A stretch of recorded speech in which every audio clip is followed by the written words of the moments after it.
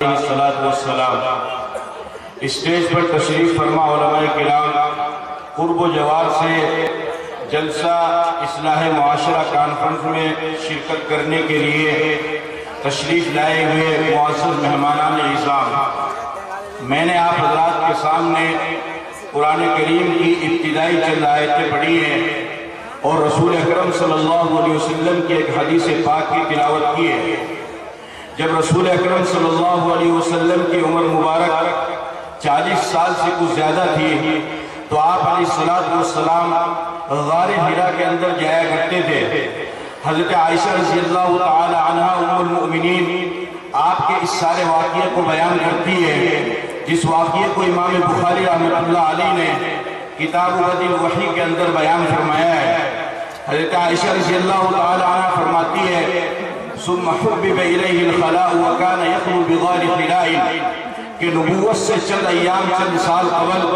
آپ علیہ السلام کے لیے تنہائی کو پسندیدہ مشغلہ بنا دیا گیا اور آپ مجمع کو چھوڑ کر کے تنہائی کو پسند فرمانے لگے اور آپ تنہائی کو اختیار کرنے کے لیے غار حرا کے اندر جایا کرتے تھے۔ وَهُوَ التَّعَبُّدُ اللَّيَالِ ذَوَاتِ الْعَدَدِ قَبْلَ أَن يَنزِعَ إِلَىٰ أَهْلِهِ، اور آپ جب غار حرا کے اندر تشریف لے جاتے اپنے گھر سے کچھ کھانے پینے کا سامان آپ اپنے ساتھ تشریف لے جاتے اور جب تک وہ کھانے پینے کا سامان توشہ آپ کے پاس موجود رہتا تب تک آپ غار حرا کے اندر اس توشے کو استعمال کرتے اور ساتھ میں اللہ کی عبادت کرتے، اور جب وہ سامان وہ توشہ کھانے پینے کا آپ کے پاس ختم ہو جاتا تو آپ علیہ السلام پھر حضرت خدیجہ رضی اللہ تعالیٰ عنہ کے پاس تشریف لاتے اور خدیجہ لیتے۔ ایک مرتبہ ایسا ہوا کہ رسول اکرم صلی اللہ علیہ وسلم غار حرا کے اندر عبادت کے اندر لگے ہوئے ہیں، فجاءہ الملک، کہ اچانک آپ کے سامنے ایک فرشتہ آیا اور اس نے آپ سے آ کر کے کہا اقرا۔ آپ علیہ السلام نے فرمایا ما انا بقارئ، فرشتے نے کہا آپ پڑھیے۔ آپ نے فرمایا کہ میں تو پڑھا ہوا نہیں ہوں۔ آپ علیہ السلام نے فرمایا فأخذنی فغطنی حتی بلغ منی الجہد ثم ارسلنی فقال اقرا فقلت ما انا بقارئ،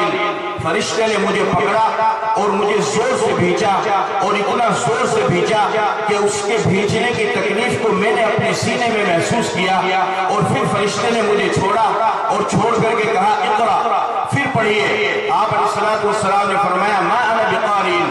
پھر تیسری مرتبہ اس نے آپ کو پکڑا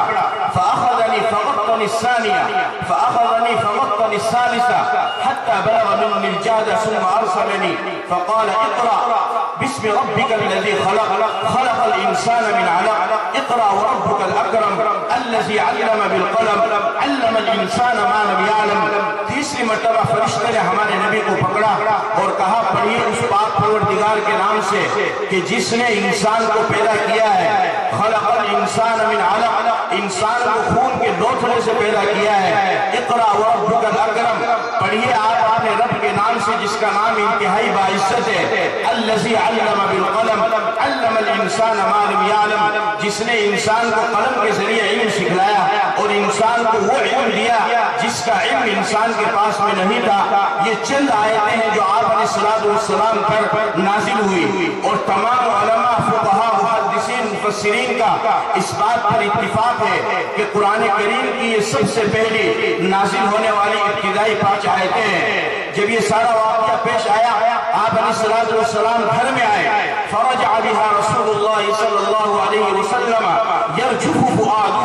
امام بخاری فرماتے ہیں کہ آپ اس حال میں اپنے گھر پر تشریف لائے کہ آپ کا دل کانپ رہا تھا اور آپ کے بدن پر کپکپاہٹ طاری تھی، آپ کا جسم لرزہ بر انداز تھا، اور آپ اس کپکپاہٹ کے ساتھ میں اپنے گھر میں تشریف لائے اور آپ نے اپنی چہیتی بیوی حضرت خدیجہ سے فرمایا زملونی زملونی، مجھے کوئی کمبل اڑاؤ، مجھے کوئی کمبل اڑاؤ۔ گھر والوں نے مل کر کے آپ کو کمبل اڑایا حتی ذہب عنہ الروع، یہاں تک کہ آپ کا جو خوف تھا، جو خشیت آپ کے دل کے اندر تھی وہ ختم ہو گئی، اور پھر آپ علیہ السلام نے حضرت خدیجہ سے فرمایا لقد خشیت علی نفسی، کہ مجھے اپنی جان کا خوف ہے، مجھے اپنی جان کا غم ہے، جو واقعہ میرے ساتھ میں پیش آیا ہے اگر یہ واقعہ اسی طرح بار بار میرے ساتھ میں پیش آتا رہا تو مجھے ایسا لگتا ہے کہ میں اس اس واقعے کی تاب کو برداشت نہیں کر سکوں گا اور میری جان چلی جائے گی۔ حضرت خدیجہ رضی اللہ تعالیٰ عنہ نے فرمایا کلا واللہ لا یخزیک اللہ ابدا، یا رسول اللہ آپ گھبرائیے نہیں، اللہ آپ کو ذلیل نہیں کرے گا، اس وجہ سے کہ آپ کچھ ایسے کام کرتے ہیں کہ جو کوئی انسان بھی ان کاموں کو کرے گا اللہ دنیا میں بھی اسے عزت دے گا، آخرت میں بھی اسے عزت دے گا۔ حضرت خدیجہ نے فرمایا یا رسول اللہ انک لتصل الرحم وتحمل الکل وتکسب المعدوم وتقضی السیف وتعین علی نوائب الحق، آپ غریبوں کی مدد کرتے ہیں، بے سہاروں کا سہارا بنتے ہیں، بے بسوں کے لیے سہارا بنتے ہیں، بے قصوں کے لیے آپ سہارا بنتے ہیں، آپ مصیبت زدہ لوگوں کی مصیبت کو ختم کرنے کا سہارا بنتے ہیں۔ جو بندہ یہ کام کرتا ہے اللہ اس کو رسوا نہیں کرے گا، آپ کو بھی اللہ رسوا نہیں کرے گا۔ حضرت خدیجہ رضی اللہ تعالیٰ عنہا نے نبی اکرم صلی اللہ علیہ وسلم کو اپنے ساتھ لیا اور ساتھ میں لے کر کے اپنے چچا زاد بھائی ورقہ ابن نوفل کے پاس لے کر کے گئی۔ ورقہ ابن نوفل وہ نصرانی تھے، زمانے جاہلیت میں انہوں نے مذہب عیسائیت کو قبول کر لیا، لیکن چونکہ مذہب عیسائیت کی مذہبی کتاب انجیل اس کو اللہ نے سریانی زبان میں نازل فرمایا تھا، اور ورقہ ابن نوفل وہ سریانی زبان سے انجیل کو عبرانی زبان میں لکھا کرتے تھے، اور ان کے پاس لے کر کے گئی اور لے جا کر کے سارا واقعہ بیان کیا۔ آپ علیہ السلام نے جو کچھ بھی واقعہ غار حرا کے اندر فرشتہ والا آپ کے سامنے پیش آیا، آپ علیہ السلام نے سارا واقعہ ورقہ ابن نوفل کے سامنے بیان کیا۔ چونکہ وہ پڑھا لکھا تھا، وہ جانکار تھا، اس نے جب سارے واقعہ کو سنا تو اس نے کہا ھذا الناموس الذی نزل اللہ علی موسیٰ، کہ یہ وہی فرشتہ ہے جو پچھلے پیغمبر موسیٰ علیہ السلام کے پاس اللہ کا پیغام لے کر کے آیا کرتا تھا، اور پھر